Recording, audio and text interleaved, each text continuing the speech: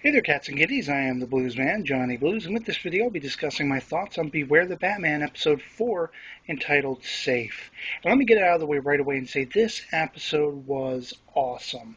It was like watching a 25-minute long mini movie where all of the bits and bobs, all of the characters introduced in the episode, it was all part of this great, fantastic clockwork of the plot to move it from point A to point B, where everything was integral. It wasn't like the last episode where you had the villain Anarchy, hiring these two bumbling sort of thugs that I really didn't care about, really didn't know why they were even there.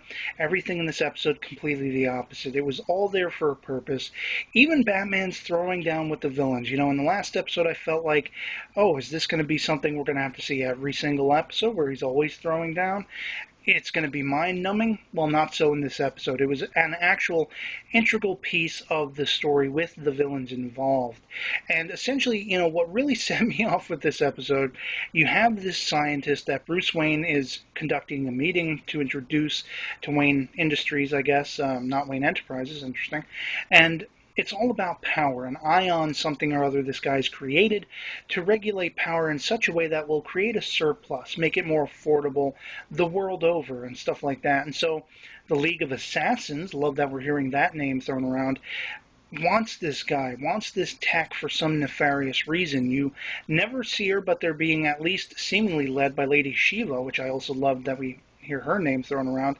And she basically sends these assassins out to collect this guy. And of course, Bruce Wayne and Katana are on guard. They're going to keep the guy safe. We really get to see a lot in this episode, which I loved. Katana showcased as far as her fighting skills, her throwing down with these assassins. Batman comes into play a little later, but she's holding her own, and that's awesome. And then we basically find out as we're revealed to sort of the kingpin, if you will, villain for the episode, Silver Monkey, that she was part of the League of Assassins originally, faked her death, stole off with the Soul Taker sword, that green sword that's very much akin, to my mind, the one from Crouching Tiger, Hidden Dragon.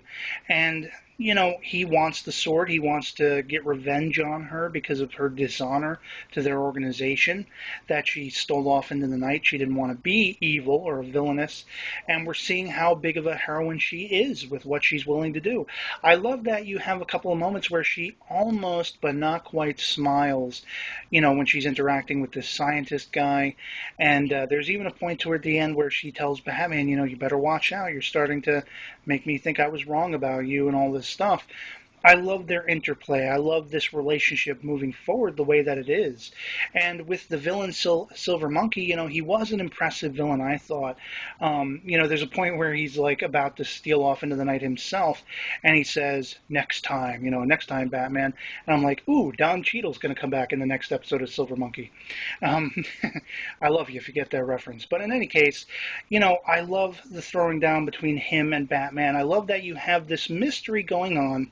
Every villain thus far sort of, is left for dead or steals off into the night, as I continue to use that phrase. And you have, in the last 3 episodes at least, these villains have this death-defying fall from a great height, and they still survive and they still walk off like nothing happened. And it makes me wonder if there's an undercurrent mystery going on, maybe leading back to someone the likes of Ra's al Ghul or something, where these villains are being given powers or abilities that makes them not be able to be killed, indestructible and stuff. And so this episode just ramped up the storytelling, it ramped up the action and kept it all in play as far as being an overall piece of the puzzle. You even saw Alfred carrying around that shotgun, defending, this scientist guy, and everything that happened in this episode. It just blew me out of the water. I loved it. And it has knocked off episode 2 from the top tier as being probably my current favorite, with 2 coming in at second place. So yeah, I'd love to hear from you guys in the comments below what you thought of Safe if you've seen it. And otherwise, that'll be it for me. Hope this video finds you well, and I'll catch you later. Peace.